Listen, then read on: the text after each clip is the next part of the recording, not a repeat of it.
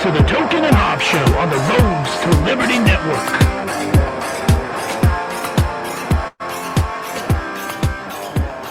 What is up, my dudes? It's a Tuesday night, and you're ready with the road crew. This is the Token and Hobbs Show here on the Roads to Liberty Network. I'm your host, Token. I am joined by my partner, crime, Mr. Dustin Hobbs. What is up, my man? Hello, everybody. Hello, Token. It's good to have you back for the first show that you're involved in this wonderful 2020. It's Tuesday. It's Token Tuesday. It's also Taco Tuesday. I just had tacos. They were delicious. Really? Where did you have them from? Were they Taco Bell or what? I made them.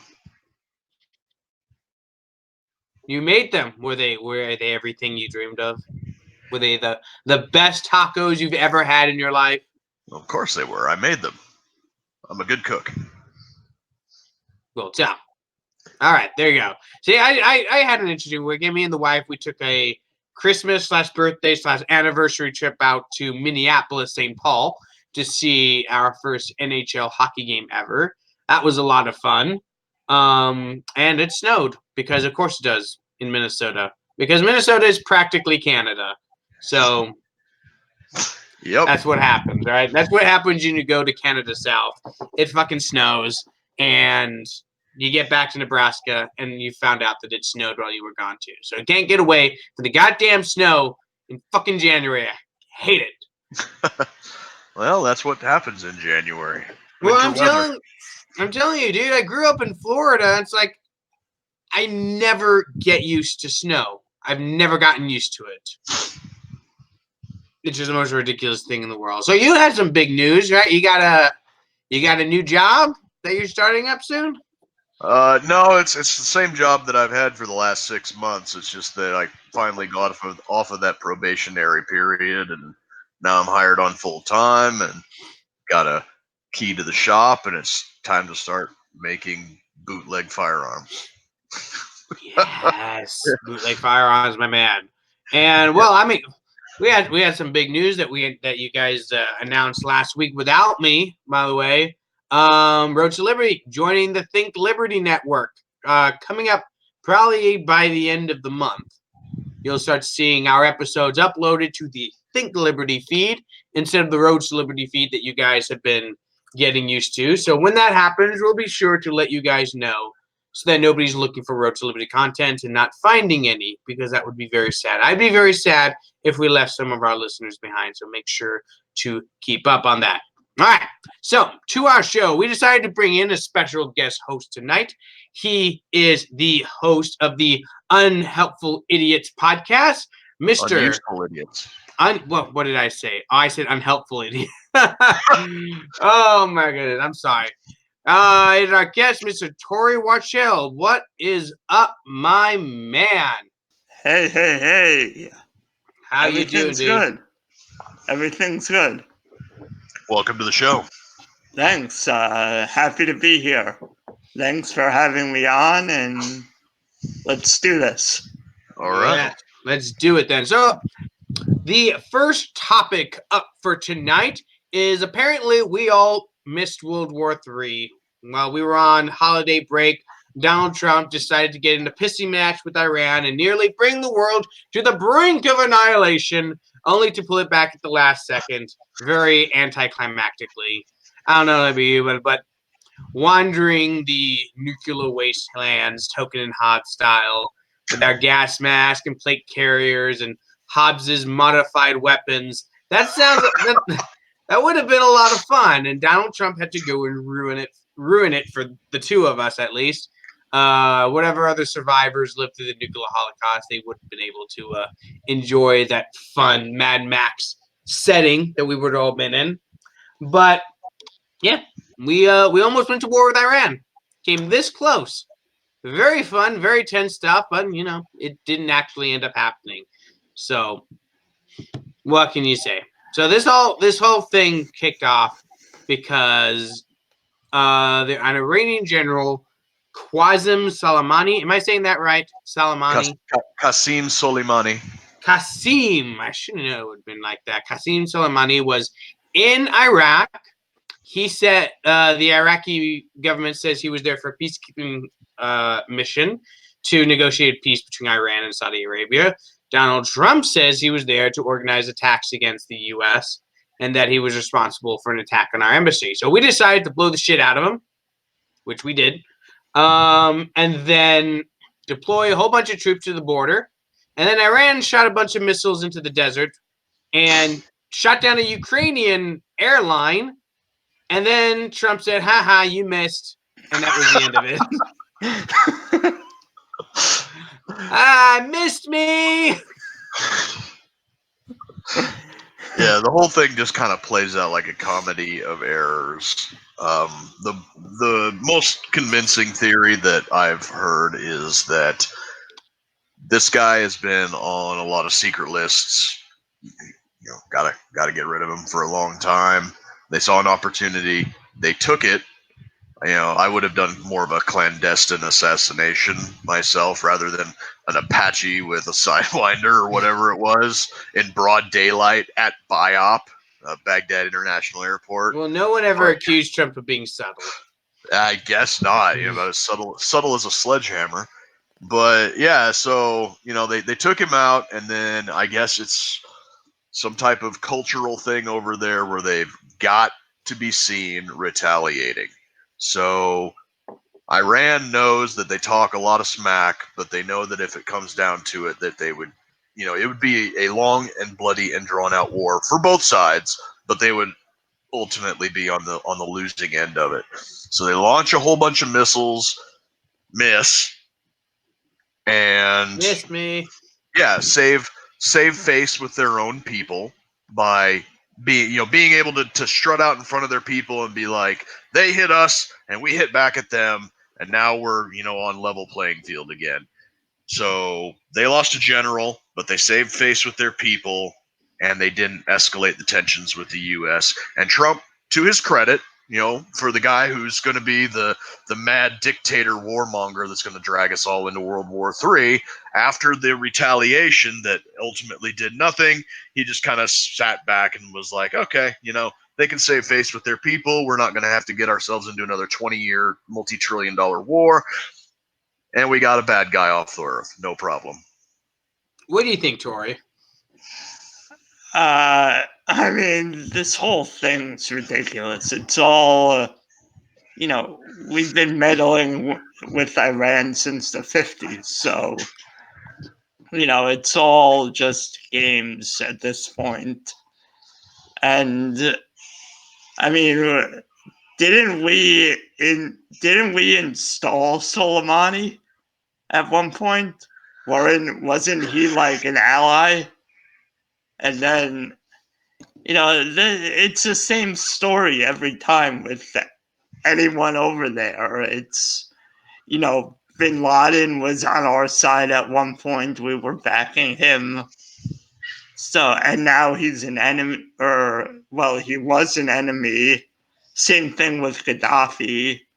They're all, it's all these guys get in and then they retaliate against us, and I don't know, it's just a mess. Yeah, absolutely. I mean, you mentioned Osama bin Laden, Gaddafi. Saddam Hussein was the same way. It was once an asset of the United States that we used against Iran because we were peeved off at them for overthrowing the dictator that we forced upon them. So we were pretty mad about that at the time. But yeah, I remember when this all went down. I didn't honestly expect Donald Trump to back down the way that he did. Not necessarily back down, but to go to end the conflict the way that it ended. Because yeah, essentially after Iran launched those missiles, Donald Trump just kind of shrugged it off, saying, all right, we got what we wanted. We're not going to do anything else. We're just going to stand down. No war. I did not expect that to happen. I expected once those missiles started flying at American bases, I expected Donald Trump to go, oh, hell no, and fire back. And I thought that's what a lot of his supporters were wanting. Because in the lead up to this whole thing, I kept seeing nonstop freaking conservatives who I thought had learned their lesson. I thought were coming around to our side of thinking. Nothing but warmongering from these people and pretending that history with Iran started last week. This is the thing that honestly pisses me off the most about this situation. People being like, well, we didn't start this, Iran did. Like, last week was not the first time the United States and Iran interacted. All right? This has been going back decades. And if we really want to get down to it, if we really want to assign blame to one party or the other for the hostile relationship Iran and the United States have, the party to blame is obviously the United States, not Iran. Iran didn't come to the United States and overthrow our government. Iran didn't come to the United States and install a puppet dictator who was in favor of them. Iran didn't do that. Iran didn't aid Mexico and give them chemical weapons to invade the United States. Who's done all those things? The United States has done all those things. Right? The United States overthrew the democratically elected government of Iran back in 1953. Right? Installed a brutal dictator in charge of that country. Then the Iranians overthrew that dictatorship. And what did the United States turns around and do? Funds Saddam Hussein in his war against Iran. So if we really, really want to get down to things, yeah, the reason that Iran is an enemy of the United States is because the United States has made itself an enemy of Iran. And I know all the Ben Shapiro's and neocons of the world are going to go, the bad guys. Okay, fine, they're bad guys. All right, cool. That doesn't mean you can't understand why there's some animosity there, right? The United States has routinely makes friends with bad guys. We're friends with Saudi Arabia, for example. We were friends with Saddam Hussein, for example. We have no problem being allies with bad guys. The reason we don't like these specific bad guys is because they overthrew the bad guy we put in charge of them. Yeah, it's ridiculous. I even heard some Fox News anchor said, like, a war with Iran would help peace negotiations. It would what?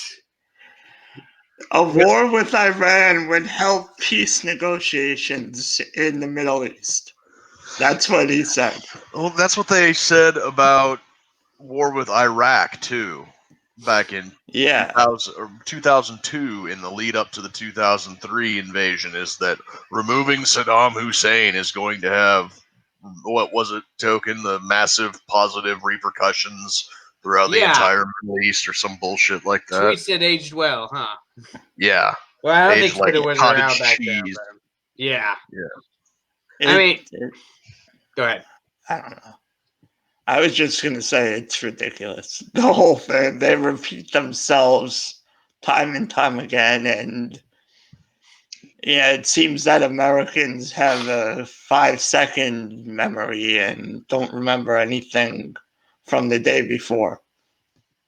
No, they really don't. And this is the frustrating thing about this whole episode that we had. Because I honestly thought that Republicans and conservatives in general had turned a corner, right? That they were starting to see things at a foreign policy standpoint, more from a libertarian point of view.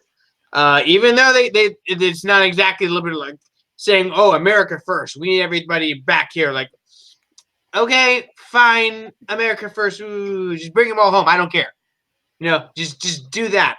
Just bring the troops home. Stop sending a lot of money overseas. If you want to yell American first in the process, have at it. Go knock yourself out. But they started to come around. And then this happens. And all I hear from these people, banging the drums of war. We need to invade Iran. We need to turn Tehran into glass. We need to just wipe them off the face of the earth. And it's like, no, dude. I thought we were past being genocidal monsters. I thought we were past wanting to firebomb cities. I thought we were past just mindless warmongering, but I guess not. Well, Iran has been kind of the crown jewel in the neocon plan to completely re-engineer the Middle East for decades now. You know, it's been the linchpin. It's been the one that they've been after the most because it's been the most. It's the biggest obstacle all the other countries around there are they're very mercurial. They've always got shifting borders and shifting alliances, and the internecine violence between the Shiites and the Sunnis and the Kurds and the Yazidi and the small Christian minority. They're always fighting amongst themselves. But Iran has always been kind of a very solid and homogenous unit. They were the old Persian Empire, and then after World War I, they still kind of had a very unified cultural identity that they can kind of glom onto. And as far as being the biggest obstacle and the biggest prize for that Western style reinvention of the Middle East, Iran has always been that. Yeah, and they've been the boogeyman for the United States, for American neocons for as long as I can remember. I remember them being like 2 years away from having a nuclear weapon back when I was 5 years old. And they're still 2 years away from having a nuclear weapon. It's coming. It's all Obama's fault too, because before Obama they were 5 years away, but after Obama now they're 2 years away. And it's all because they got all those pallets of cash from the U.S. Right? That's the only reason. Obama. Fucking Obama. Yeah. The Iran nuclear program is the global warming of geopolitics. So we're only a couple years away from imminent doom.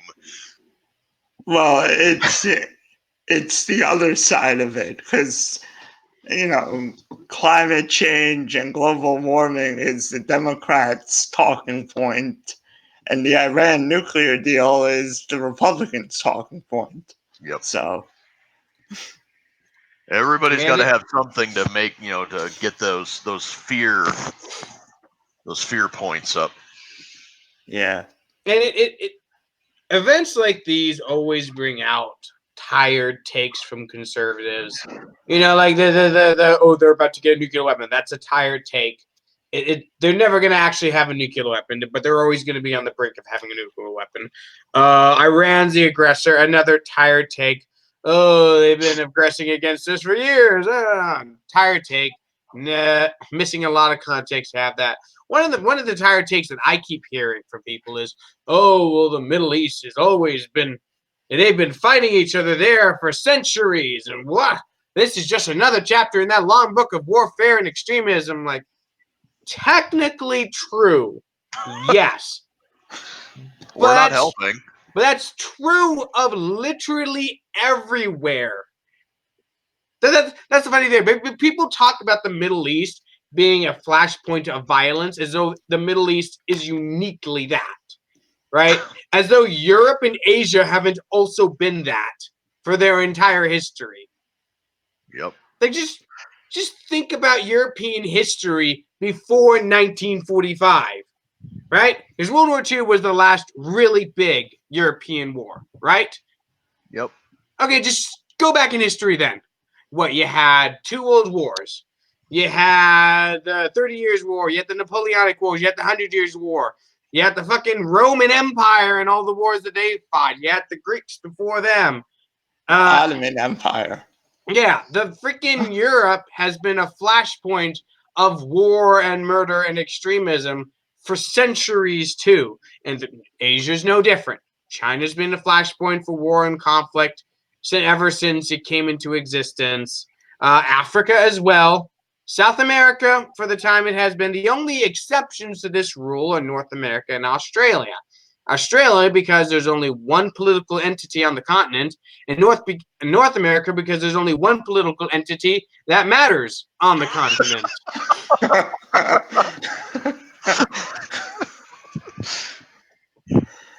Not going to argue. Where's the lie? It's very easy to have a peaceful continent when you have one mega superpower and 2 little pansies that like to latch onto it. And North America is also relatively young. Yeah. I mean, No, it isn't. Yeah, when was Mexico was part of Spain? I mean, I don't remember what Canada was before, but and then the US was part of England. So, you know. So again, Europe. Yeah, and it's not like North America's been entirely peaceful either. I mean, we had the French and Indian War to start things off, the American Revolution, the War of 1812, the Indian Wars, etc. Right? So it's War. just the big one. How could I miss the big one? The American Civil War. The Spanish-American War and the Mexican-American War, tons and tons of little brushfire conflicts, and then there's all of the little regime change crap that we did down in South America and in the Caribbean, and I mean, yeah. So what were we talking about? Iran, the Flock of Seagulls song. Yeah. Yeah. So, oh no, we lost Token. Oh well. Yeah, but yeah, let's see, where'd he go? There he is. Something weird. I think I did something weird. You know what I think I just did? I just pressed the back button on my mouse, and it took me to the previous page, and then I pressed forward again, and here I am. My bad. That was weird. I've never done that before. Right, so that's rather long story short. We almost did war with Iran. We didn't. So now everything is good and hunky-dory again. So we never have to worry about this shit happening again. For the next 5 minutes. Yeah. In 5 minutes, there will be something else. Now, here's a question. Do you think that if Hillary Clinton had been elected, we'd have been in war in the Middle East? Well, have a new war in the Middle East on top of the wars we already have, say in either Syria or Iran? Yeah. I think it's more likely something would have happened with Russia. Yep. By way of Syria. That would be my guess. Something along those lines. Yeah, probably. Because I remember when Hillary Clinton was running for president, she kept saying that she was going to enforce no-fly zones over Syria.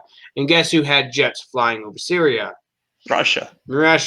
So that was a bit yikes to me. So yeah, I think there was even a Marine Corps general that got up there in front of Congress and flat out told her to her face that a strict no-fly zone policy in Syria will result in war with Russia. And this was back when she was Secretary of State. She was just like, I don't care. At this point, what difference does it make? Yeah, I mean, look at what happened in Libya. She just wants war. Yep. Yeah, woman's a fucking psychopath. Yeah, this is a woman who is so obsessed with appearing to be tough that she'll literally obliterate countries to do it. Like, see, I'm tough, guys. Vote for me, I'm tough. That just goes to show just how insecure in her own abilities and strength she really is. Yeah, it's... Well, I mean that's the thing. It completely backfired on her because Donald Trump was the more non-interventionist candidate of the two. So you can't... And he ended up winning. So can you really argue that her toughish warhawkness won her any votes or got her anywhere? No. So she would have been better off being more non-interventionist. Instead, she wants to look tough and blow things up and get beaten by Donald Trump. All right, so let's move on to a different topic. So it seems to me like every time Project Veritas does literally anything, me and Hobbs are here to talk about it. I remember when they had that expose about Google. We did an episode about it. When they did a segment, what was it? ABC? Yep. When they did the Epstein thing. Yeah, when they unleashed that video about ABC covering up the Epstein investigation, we were here to talk about it. And there is a new video by Project Veritas, which just dropped about everyone's favorite Jew from New York who's going to take on the millionaires and the billionaires and the 1% of the 1%ers, Mr. Bernie Sanders. Apparently, he hires some pretty radical staffers. Shocker, I know. People that work for Bernie Sanders turn out to be violent psychopaths. So let me pull up the video right now. We're not going to play the whole thing because it's a 10-minute long video, and I wouldn't subject you guys to that long a video. But I'm gonna play a little bit of it and get your guys' reactions to it. So here we go. This is Project Veritas on a certain Bernie Sanders staffer.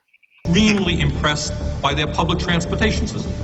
Meet Kyle Jurek, a field organizer in Iowa for presidential candidate Bernie Sanders. Jurek says cities are going to burn if Trump gets reelected. These are worrisome words from someone who works for a man running to be president of the United States. Now, the evidence shows Kyle Jurek has been in politics since 2018, when, according to these FEC records, Jurek was paid $500 while working for the Democratic Senate Campaign Committee. I'm going to skip ahead a little bit. But they are scared senseless of anti-fascists. Even the ones that are kind of the right-wing people. The only thing that works, the only thing that fascists understand is violence. So the only way that you can confront them is with violence. Funnily enough, this is an argument I hear actual fascists make about non-fascists or about communists. This is a thing that people who want to be brutal, violent dictators use. This is the argument that they resort to. Oh, the people I want to murder, all they understand is violence. So I have to speak to them in the language of violence. See, that justifies my psychotic, murderous instincts to kill people because they only understand violence. Allow me to sing you the song of my people. It's absolutely ridiculous. I absolutely hate when anybody uses that argument. So if Trump gets reelected, what? And cities burn. Yes, but which cities specifically? I want to know which cities are going to burn before I sign up for this. If it's Portland and San Francisco and New York and places like that, good riddance. And I want to see New York before it burns. They can take places like Cleveland and Cincinnati because nobody gives a shit about this. But is it like my city that's gonna burn, or some other city that I don't care about? I want specifics here. Which cities are going to burn if Donald Trump is elected? Okay, if that's the case, then I want a threshold. I want a population threshold for where a town becomes a city. and is it the whole metro of these cities or just the city proper? Right. So if I live in a suburb, but that's technically a different city, am I okay? Well, apparently, because of climate change, it's just going to keep burning. It's never going to... Oh, my God. It's going to be Australia here in the U.S. because the city's all burned. Oh, my God. All right, let's keep going. What we got to do? Yeah, I mean, we don't have a lot of time left. We have to save human civilization. Yes, we have to save civilization by burning down cities. This is a master plan that cannot backfire. It's because Donald Trump is the end of human civilization, you know. I mean, I'm no fan of the guy, but seriously, the hyperbole and just the sheer amount of agency that they put behind one man should tell them, if they had any kind of self-awareness at all, they would be, hey, you know what? Maybe the government in general and the executive branch in particular have too much power. Huh. And just the fact that he was so liked reality television host before he started running. Yeah. He was most famous for firing people before You're he was fired. president. You're fired. Obviously, Yeah. Trump don't give two about making sure that the world doesn't burn. Bernie doesn't get the nomination, or it goes to the second round at the DNC convention. Milwaukee will burn. Okay, so we have our first confirmed burning city, Milwaukee. Now, how do we feel about that? I'm gonna miss the beer, but I How- drink Guinness. How so- okay are we with Milwaukee burning? Tory, are you okay with Milwaukee burning? Considering I'm a Yankees fan and I don't really care about the Brewers, sure. Other places can make beer. I'll allow it. Bye, Milwaukee. It was nice knowing you. That's the first city that will burn. The battle lines are drawn. We're going by sports teams here. All right. Well, hold up. I gotta look up the population of Milwaukee real quick. Of Milwaukee. So anything above this population burns. 595,000. I'm okay. Okay, now I got to look up the population of. Well, I know you're okay. You're out in the middle of nowhere. Omaha's okay. 466,000. All right, Tory, where are you at? I'm okay. In Englewood Cliffs, New Jersey, there's like 5,000 people here. Okay, so all three of us are good. So It's a small town. So we're all good. We're all good with Milwaukee and every city above the size of Milwaukee burning. Except I'm really close to New York City, so if the climate change theory is correct, I'm dead. Dude, you're gonna have a lot of refugee homeless people coming in to where you're at, so you might not be safe. Well, judging by an episode we did a few weeks ago, he already has a homeless New York refugee problem. That may be more of like Newark and stuff where no one cares about anything. Instead of burning Milwaukee, can we just burn Newark? No one seems to care about Newark. I don't even think Newark cares about Newark. Oh my goodness. We probably have like one person from New York listening out there. He's like, fuck you guys. Newark's where T-Bone's from, though.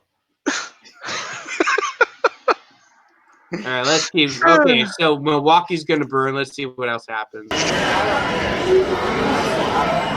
It'll start in Milwaukee, and then when the police push back on that, and other cities will. Be ready to be in Milwaukee for the DNC convention. Well, what I gotta say? Oh, I plan on being there. What about Des Moines? I'm gonna skip ahead again because there's more interesting stuff down the line. We have nothing else left to lose. But at all costs, whatever it takes. And that's why, like, when they're like, oh, anti-fascists are violent, it's because we're willing to go above and First of all, I like to say I'm digging the music in the background. I just want to point that out. I'm listening to this thing. My head's nodding with it, like, yeah. I can see myself being at that bar. So it's like when a movie is really crappy but has a good soundtrack. Yeah, it's like Suicide Squad. Oh, thank you. I'm not the only one. Jesus. Oh no, everyone in Suicide Squad is garbage. All right, let's keep going.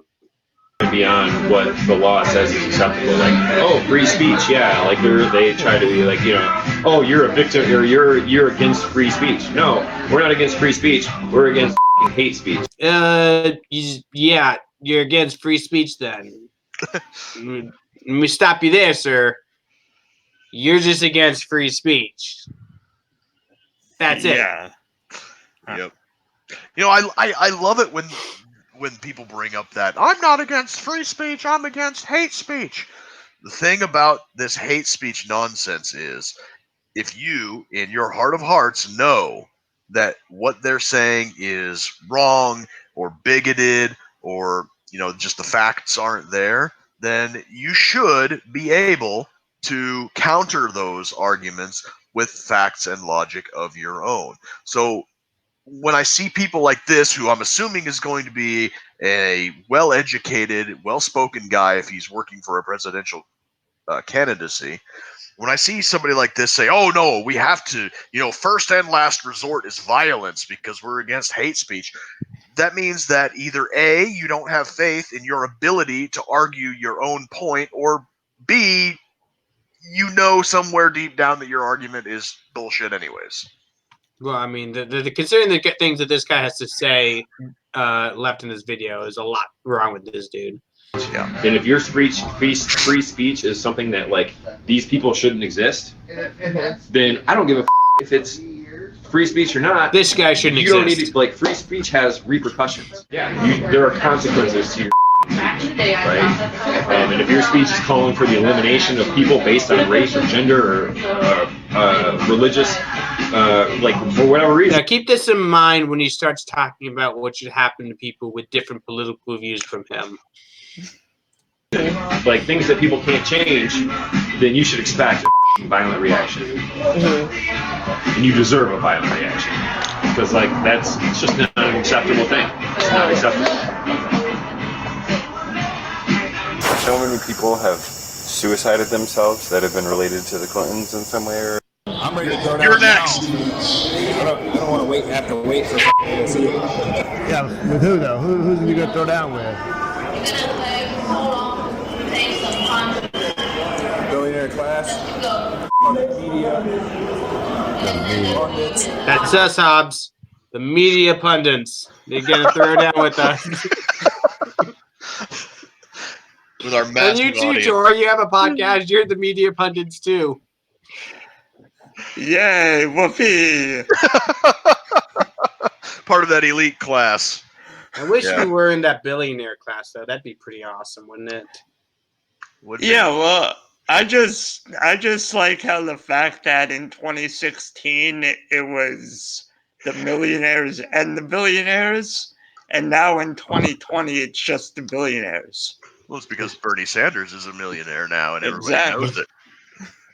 Yeah, but all of a sudden Bernie Sanders makes $1 million. Like, ooh, I could give away a lot of this money to make me not a millionaire, or I just could shit on billionaires instead. I'll do that. I can't see or hear Bernie Sanders without hearing the Steven Crowder, Gilbert Gottfried impersonation of Bernie Sanders. Talking about the millionaires and the billionaires and free shit. So was that the Dustin Hobbs, Steven Crowder, Gottfried, Bernie Sanders impression? Yeah, it was. There was like 6 degrees of separation on that one. Quite a bit on that. Okay, let's keep going.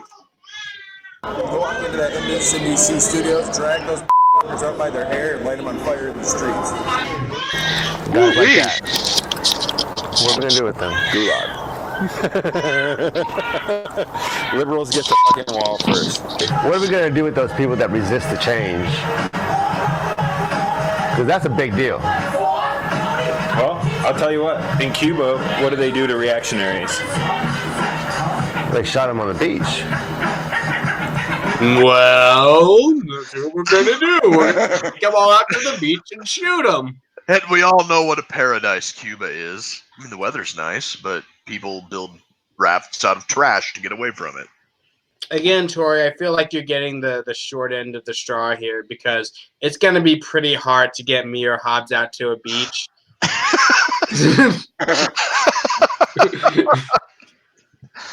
I mean, the economic limitations on that alone. Yep. They got to come all the way out to Nebraska, find us, detain us, take us all the way to the nearest beach, and then shoot us. I'm sorry, you're already right there in New Jersey, Tory. I'm sorry. But see, if global warming is true, you guys are going to be waterfront. Well, see, you're getting the short end too, because you're just going to be swamped by water then. Hey, I live near a lot of millionaires and billionaires who have helicopters. Can you get one of them to give this dude a helicopter ride?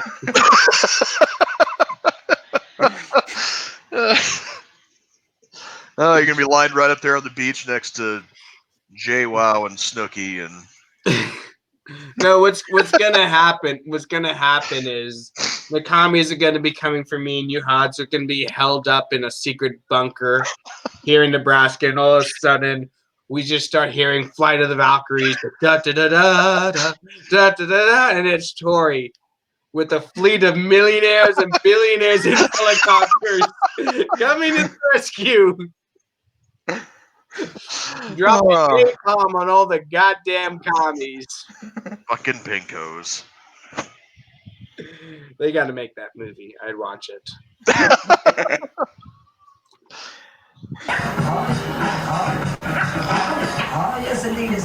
Do you want to fight against the revolution? You're gonna die for it, motherfucker. Jurek also. Oh boy, he looks like an angry, younger Vermin Supreme, kind of. An angry, less awesome, less smart, more crazy version of Supreme. Minus the boot hat. Yep. I mean, Vermin Supreme, he won the New Hampshire straw poll the other day. Yes, he did. He sure did. Vermin Das Boot is on his way. That is going to be so interesting. You gotta love this guy. This guy's going like, "Oh man, people who don't think that you have the right to exist, you deserve to have a violent response against you." Oh wait a minute, you're not down with communism? Gulag. We're gonna shoot you on a beach, motherfucker. The crazy thing is like they're out there equating bigotry with violence. It's like, no, at the end of the day, racism and bigotry is just a shitty person's shitty opinion until it translates into action. And this guy seems like he's advocating direct action. I mean, you know, you take the most famous alt-right guy, Richard Spencer, and I don't think he's ever argued that insert ethnic group here shouldn't exist. His whole thing is, you can exist, just exist over there. You know, he's not trying to put people in gulags and death camps and line people up against the wall and shoot you on the beach and all this other shit that this wacko is saying. At least he wants to do it in a nice area like a beach. Yeah, you know, the sunset's nice. Pow! All right, let's hear a little bit more. We had the climate summit with Naomi Klein and AOC. Warren campaign people. I don't want to hear that. Bernie's a bad judge of character. So like he has like Weaver, who is his like one of his like campaign like against Warren. But he keeps it policy based. People tell me that on the doors, like, yeah, you know, I like Bernie, but I really want a woman to be. It's like, wait, so like you're okay with a woman if she has worse policies? Like just because she's a woman, because she has a vagina, that's why you're gonna vote for her. Uh-oh. This guy just committed extraordinary rule against social justice. Yes, you're supposed to prefer a woman because of a vagina. Womp, womp, womp. This dude apparently didn't get the message. Anyway, there's a lot more to it. He starts talking about how the gulags weren't that bad. He starts talking about how Bernie Sanders' College for All plan is really just a way to get Trump supporters into re-education camps and get them re-educated. He starts talking about, like post World War II, we needed to re-educate all of Nazi Germany to not be Nazi. That's what we got to do to Trump supporters. Because like he goes on and on and on. And apparently there's a lot more on this guy that Project Veritas is going to release in the future, and we are looking forward to that. Yay! Next meme. we can't help us. Every time Project Veritas releases one of these videos, we have to talk about it, and this is another fun one. Look into the face of crazy right there. He is that is a fun one. So I'm gonna put that away. All right, what else do we want to talk about? Spartacus. Let's talk about Spartacus for a little bit. Apparently Spartacus has decided he no longer wants to be president. He's dropped out of the race. So sad. I'm gonna miss the guy. He misses Newark. Just a month after. You know, one of the reasons he gave was because of how pressing the impeachment trial for Donald Trump is. It's going to keep him off the campaign trail, and gosh darn it, he just has to be in D.C. for that. Yep. Yeah, that's one of the reasons he gave. Yeah, except Nancy Pelosi's holding on to the impeachment paperwork. Yeah, she's not giving it up. Well, now that Cory Booker is going back to Washington, now maybe she will. She's like, I was just waiting for him to come back, so he could take part in this important business. And now that he's here, we can move forward again. Yeah. Thank God. Thank God for Spartacus. What would we do without him? Yeah, apparently he ran out of money. Poor guy. Happens to the best of us. Happened to Kamala Harris a month ago. She ran out of money. She actually blamed her going out on Bloomberg because she doesn't have millions and millions and millions of dollars to just throw at her own campaign, unlike Mr. Billionaire class Bloomberg. I wonder if Bernie Sanders have gone after him yet. Probably because he's going to be one of Bernie's biggest donors, more than likely. Yeah, we'll see I don't about know. that. The Jews have to stick together. Oh man, you're gonna get this show in trouble saying stuff like that, man. Well, but I'm Jewish, so I'm allowed to say it. Oh well, then by all means. Go right ahead. There you go. Oh my goodness. Okay. Well, yes. Essentially, yes. Yeah, so I don't really have much to say about Cory Booker. The guy ran a shitty race with shitty policies.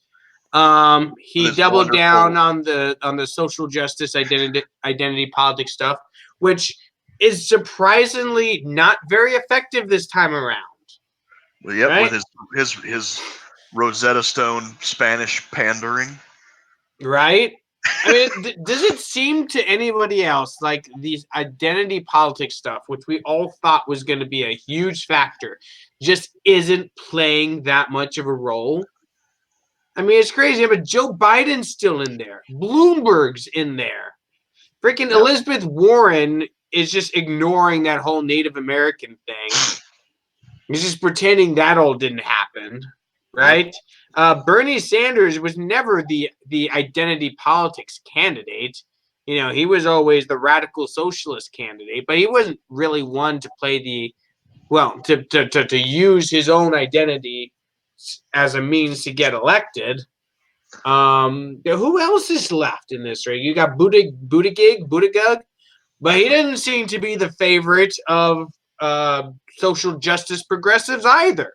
They don't like him, despite the fact that he's played up the fact that he's gay. So I thought that this identity politics stuff would play a much larger role. It just hasn't happened that way. Well, because they can play it up, because if they do play it up, then they have to acknowledge that Tulsi Gabbard's probably the most diverse person left in the race. Yep. Oh, you can't have that. You just got to ignore that. You just got to pretend that she doesn't exist. Or Andrew Yang. Andrew Yang, too. Yep. Yeah, Andrew Yang, too. And, they don't want him.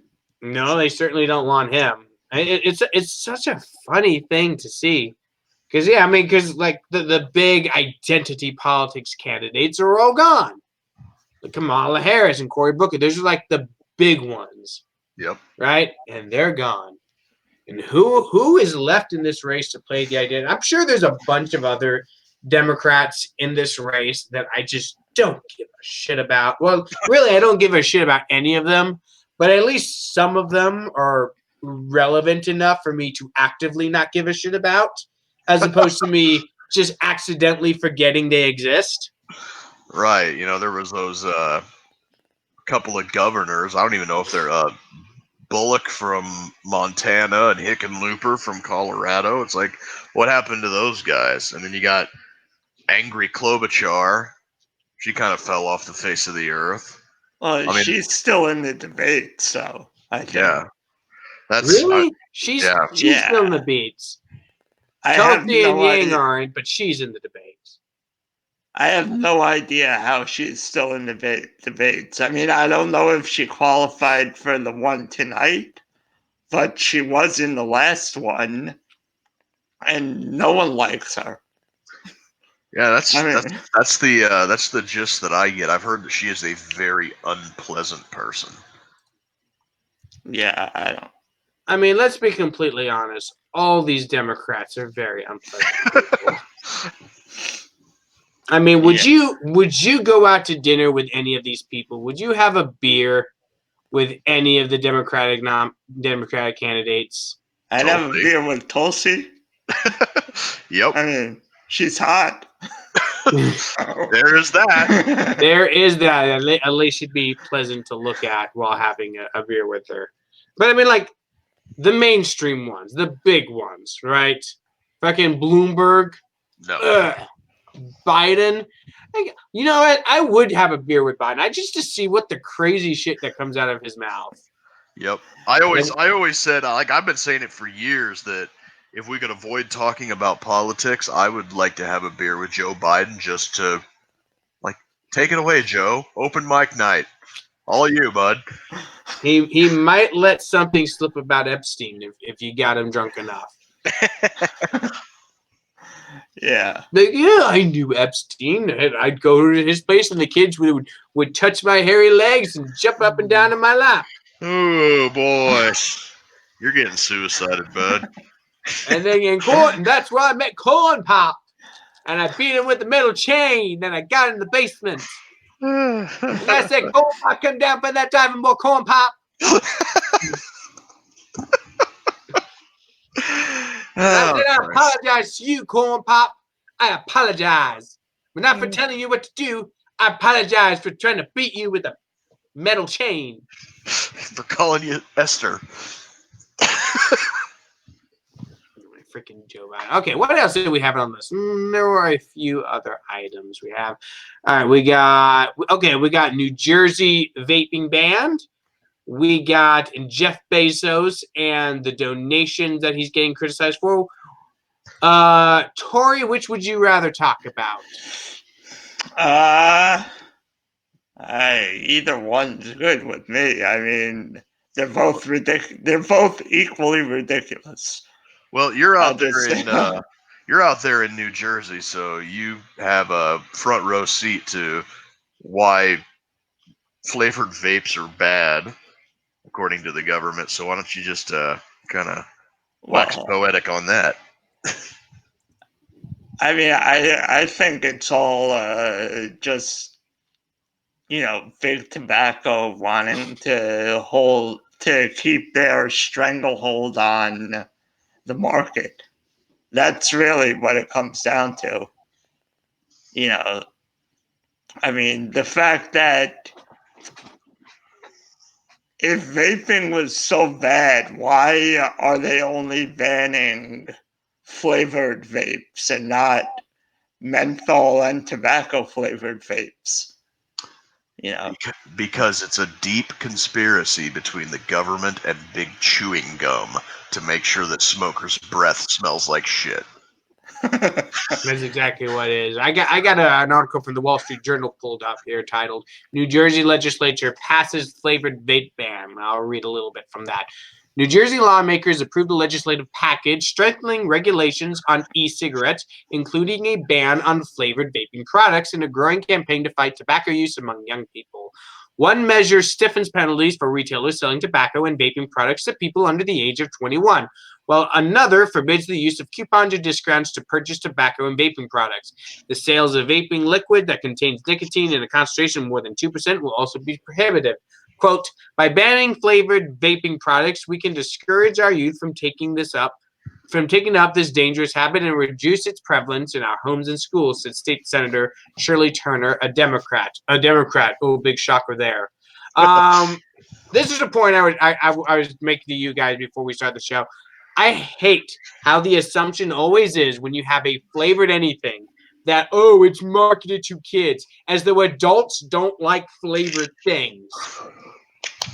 Like, you're allowed to like flavored things as an adult, I am told. I am assured of this. I like flavored things. I assume that you guys enjoy flavor as well. That you do not just eat plain white rice every day for every meal all the time. White rice and plain oatmeal with no flavoring in it. Is that what adults are supposed to eat and enjoy? I apparently missed this this PA announcement. Yep, that's why tricks are for kids, bud. You're not allowed to have any flavor. It's like tap water, and plain white bread for you from here on out. Your adulthood is a prison. It's a literal prison. You're only allowed to have plain white rice, water, toast, and plain oatmeal. Yep. That's why adult cereals are all like Chex Mix and plain well Cheerios. done steaks. Well done steaks only. You fucking take that back right now. I will. No, you're an adult, Hobbs. Only well done steaks. I will strike you. Like no wonder Peter Pan didn't want to grow up, because he knew what awaited him was a lifetime of well done steaks and no steak sauce. Yeah. Oh God, can you imagine that?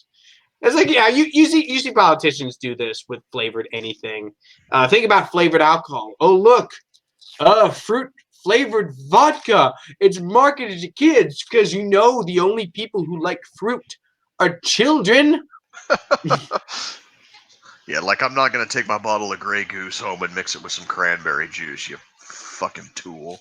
Yeah, no shit. I mean, who drinks vodka plain? I mean, Russians maybe, but that just means you're a Russian asset if you do that, right? You gotta take it home and mix it with something. Yep. Yeah. I don't know. I like rum and Coke. That's my drink of choice. Tory, you got a drink of choice? For a mixed drink, I like Jack and Coke. Jack and Coke's good. I can't stand whiskey. It does not agree with me. But rum, I can drink rum all day. But I'm Puerto Rican, so duh. That's the Puerto Rican spiced rum is kind of my thing. So yeah, you'd have to turn in your Puerto Rican card if you didn't like spiced rum. Actually, I already have enough strikes against me because I never lived in Puerto Rico. I do not speak Spanish, so I got enough strikes against me. But I like spiced rum, so I got that going for me. What do you drink? I know you like beer. Everyone likes beer. Well, what's like your cocktail of choice? I'm not much of a hard liquor drinker. I like Guinness. I'm pretty much stuck on Guinness for most of the time. And well done steaks. And well done steaks. No, I think the last time that I had any type of hard alcohol, it was this drink that I made when I was in the Army. That was Rockstar juiced, lemon juice, and Jose Cuervo Especial. Oh, like a Rockstar energy drink, but the juice. Yeah. Oh my goodness! Like when I was in the Air Force, I had some buddies that would throw what they called shenanigans parties, and they would have a big old cooler of jungle juice, right? And they just throw all this crazy shit in there. And when you first get there, you have to fill your cup with the jungle juice and drink that before you could even like go into the party. Yep. Right? That was kind of the thing. And they had like a dozen different drinking games that they would play simultaneously. Right? Like if you what did they have? They like played a game where they would carry around dimes and try to drop them into like the open beers. It was they were a bunch of weirdos. They made up a bunch of stupid games to play, but it was fun drinking the jungle juice and doing shenanigans. We had a drink called Devil's Piss. That was it was a gallon of Country Time lemonade, a fifth of Everclear, and 5 or 6 of these lemonade flavored energy drinks called Redline. I don't know if you've ever had those or not, but oh boy howdy. let me tell you, that goes a long way. Awesome. I don't know, dude. I'm well past my prime drinking years. That was my early 20s. I got that out of my system, but I do still like a good rum and coke now and then. All right, I think what are we at? We're at 60 minutes. That's about where we like to wrap this up. So, Troy, why don't you tell everybody about your podcast and where they can find it and how they can get in contact with you, I guess. So yeah, it's the Unuseful Idiots. It's pretty much on all podcatchers. Anywhere you listen to your podcast, that's where you can find it. And it's a current events show, kind of similar to this. I try and have a guest on usually. So, I've had Joshua Smith, Dan Berman, all three Lions of Liberty, Monica Perez, those, just people who are interesting to talk to. And you can check it out on my website, theunusefulidiots.com. I also started a YouTube channel that's not really podcast related, but it's more sports and movies and stuff. But yeah, so you could check that out too. And that's it. Awesome. Cool. Well, thank you very much for coming on the show. It's been a very fun and lively discussion tonight. We'll try to get this published tomorrow night or the night after. Remember, everybody, coming up next week, Monday, January 20th, we have Jacob Hornberger coming on the show live. That's next Monday, January 20th at 9 p.m. Central Time.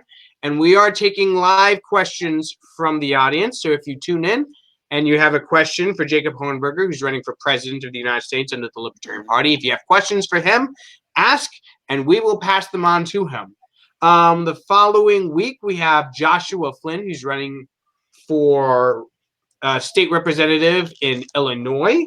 That's going to be a fun interview. And then the week after that, we have the Christian Libertarian Caucus of the Libertarian Party coming on to do another episode of Better Know a Caucus.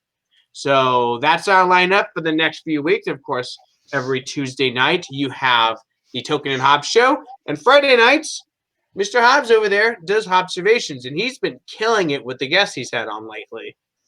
Yep. This week, I'm still kind of in discussion, but this week I'm going to have another one of the Naked and Afraid survivalists, Russell Sage, hopefully, will be joining me to talk about more survivalist stuff, off-grid living, stuff like that, prepping, things of that nature. So make sure to tune in for those, because those are some excellent episodes if you guys haven't listened to them yet. So I look forward every week to Hobbservations, and you guys should too. All right, everyone, remember, we're going to be on the Think Liberty Network in the future. So that means no more roads to number2liberty.com. We are going to merge our website content onto the thinkliberty.com website. All our social media stays. We're not merging those. The Road to Liberty on Facebook, Twitter, Instagram, Minds, YouTube, that all stays the same. That's not going anywhere. But to get this podcast feed in the future, and we'll let you know when it happens, in the future, you're going to have to subscribe to Think Liberty, because that's where you're going to get the Road to Liberty podcast. That's Token and Hobbs, that's Token Talks on Monday nights, and that's Hobbservations. All that's going to be on the Think Liberty Network in the future. All right, everybody, thank you so much for listening. I hope you had as much fun listening to this episode as we had making it. Good night, everyone, and remember to stay sane, because the world won't do it for you. Good night. Bye. Bye.